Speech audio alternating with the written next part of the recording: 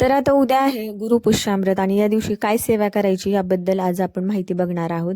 तर सगळ्यात आधी आपल्याला सकाळी लवकर उठून शुचिर्भूत व्हायचं आहे आणि बाहेरचं जे क्लिनिंग असतं, उंबरा वगैरे स्वच्छ करणं, बाहेर सडा रांगोळी करणं, हे सगळं करून घ्यायचं आहे आणि उंबऱ्याचं लेपन करायचं आहे. सगळ्यात महत्त्वाची ही गोष्ट आहे. बघा, एकदा करून बघा, खूप घरात प्रसन्न वाटते. सगळ्यात आधी आपल्याला हळद घ्यायची आहे एका छोट्याशा वाटीमध्ये. त्याच्यामध्ये गोमूत्र टाका, गुलाबजल असेल तर गुलाबजल टाका, थोडासा कापूर मिक्स करा आणि थोडासा अष्टगंध असेल तोही मिक्स करा. आणि या सगळ्या गोष्टी एकत्र करून उंबऱ्याचं लेपन करायचं आहे. उंबऱ्याचं लेपन करून झाल्यानंतर फुलं वाहा, छानपैकी हळदी कुंकू वाहा, एक अगरबत्ती लावा. बघा, एवढं केल्यानंतर घरात अतिशय प्रसन्न वाटतं. एकदा करून बघा. आपल्याला वाटतं की नाही होत आपल्याच्यानी, पण एकदा काहीच अवघड नाही याच्यामध्ये. 5-10 मिनिटात ही सेवा होते.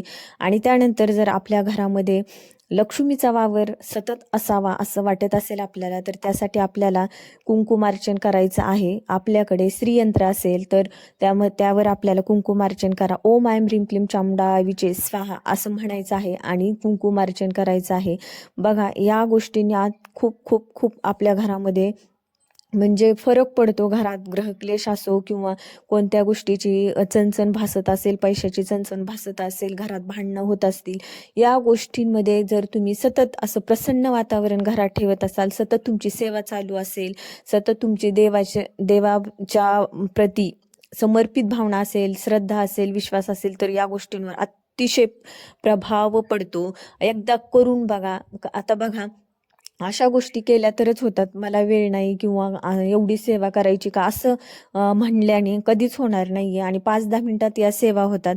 बघा, आणि हीच सेवा कुंकुमार्चन करताना आपल्याला जर करायची असेल तर जसा मी मंत्र सांगितला आहे त्याचप्रमाणे तुम्ही श्रीसुक्ताची सेवा सुद्धा करू शकतात. श्रीसुक्त वाचत वाचत आपल्याला श्रीयंत्रावर कुंकुमार्चन करायचं आहे. अगदी अगदी सोपी सेवा आहे. त्यानंतर व्यंकटेश स्तोत्र वाचा. व्यंकटेश स्तोत्र वाचल्याचाही खूप खूप फायदा होतो घरात. तुम्हाला जर वाटत असेल, एकदा वेळ नसेल तर एकदा तरी वाचा. आणि ज्या घरात श्री विष्णूंचा वास असतो तिथे लक्ष्मी टिकून राहते असं म्हटले जाते. कारण नारायणाच्या मागे लक्ष्मी लागत असते. नारायणाच्या मागेच लक्ष्मी, जिथे नारायण असतील तिथे लक्ष्मीचा वास 100% असतो. त्यामुळे बघा, आपल्याला या दिवशी विष्णू सहस्त्रनामाचा पाठ करायचा आहे. आणि बघा, आपल्याला वाटतं विष्णू सहस्त्रनाम फार कठीण आहे किंवा त्याचे शब्द कठीण जातात, आपल्याला बोलताना जड जातात. पण एकदा तुम्हाला सवय लागली की आपल्याला पटपट होतं, ते कठीण वाटत नाही. आणि विष्णू सहस्त्रनामाचा पाठ नक्की करा. त्यानंतर व्यंकटेश स्तोत्र वाचा. आता बघा, श्री विष्णू हे आपले पालन करत आहेत. सगळ्या सृष्टीचा विडा त्यांनी उचलला आहे पोषण करण्याचा. त्यामुळे त्यांना अजिबात विसरायचं नाहीये आणि त्यांची भरपूर सेवा करायची आहे. त्यानंतर आहे लक्ष्मीचा वास आहे, पण असला तरी अन्नपूर्णेचा वास देखील आपल्या घरात असायला हवा. बघा, सगळं घरातलं उंबरालेपन वगैरे झाल्यानंतर तुम्हाला सगळ्यात आधी गॅस स्वच्छ करायचा आहे आणि गॅसवर स्वस्तिक काढायचे आहे.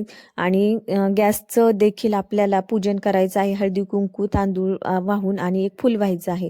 अन्नपूर्ण या गोष्टी केल्यामुळे बराच फरक पडतो. अन्नपूर्ण आपल्या घरातून हालत नाही. धनधान्याची कमतरता भासत नाही. आपल्याला कधी असं वाटत नाही घरात की आपल्याला हे कोणत्या गोष्टीची कमी आहे. त्यामुळे या गोष्टी अजिबात विसरू नका. ह्या गोष्टी आपल्या आयुष्यात खूप महत्त्वपूर्ण असतात. आता संसार म्हटलं की दुःख सुख दुःख आलेच आपल्याला. बघा, म्हटलं जातं की सुख असतं राई एवढं आणि दुःख असतं पर्वता एवढं. हे प्रत्येकाच्या जीवनात असतं, पण ते दुःख कसं कमी करायचं किंवा ते दुःख पेलण्याची किंवा सहन करण्याची क्षमता या सेवेतून आपल्याला मिळते. तर या गोष्टी अजिबात विसरू नका. त्यानंतर बघा, आपल्या घरात रोज आरती झालीच पाहिजे. ऊद धूप हे जाळलंच पाहिजे. कारण बघा, आपण जेव्हा आरती करतो किंवा त्यामध्ये आपण कापूर जाळतो किंवा फुलवात जाळतो, त्याच्यामध्ये तूप असतं, ते एक यज्ञ केल्यासारखं असतं. आणि तुम्ही बघा, ज्या वेळेस तुम्ही आरती करता घरात किती प्रसन्न वातावरण असतं आणि असं वाटतं घरात आपल्या किती पॉझिटिव्हिटी आहे, असं एक आपल्याला नक्की आपल्या मनात एक जाणवतं बरं का आपल्याला.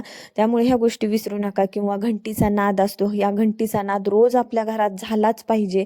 कारण घंटीचा आवाज हा आपल्या श्रीकृष्ण भगवंतांनाही खूप आवडतो आणि या गोष्टीतूनच निगेटिव्हिटी बाहेर जाते. कारण जी अलक्ष्मी असते, दरिद्र देवी असते, त्या देवीला घंटीचा आवाज असणे, आरती असणे ह्या गोष्टी अजिबात आवडत नाहीयेत. निगेटिव्हिटी ह्या गोष्टींमधूनच बाहेर जाते. आता बघा, आपल्या घरामध्ये पंचमहायज्ञ झालाच पाहिजे. रोज सकाळी जेवण बनवताना सगळ्यात आधी गाईचा नैवेद्य काढून ठेवायचा, हे झाला एक.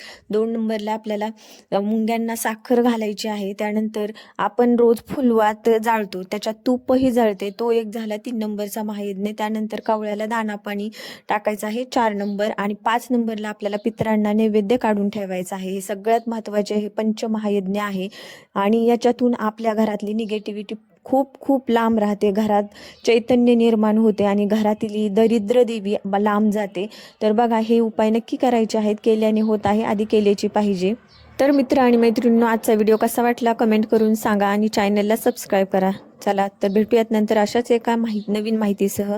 धन्यवाद. श्री स्वामी समर्थ. रामकृष्ण हरी.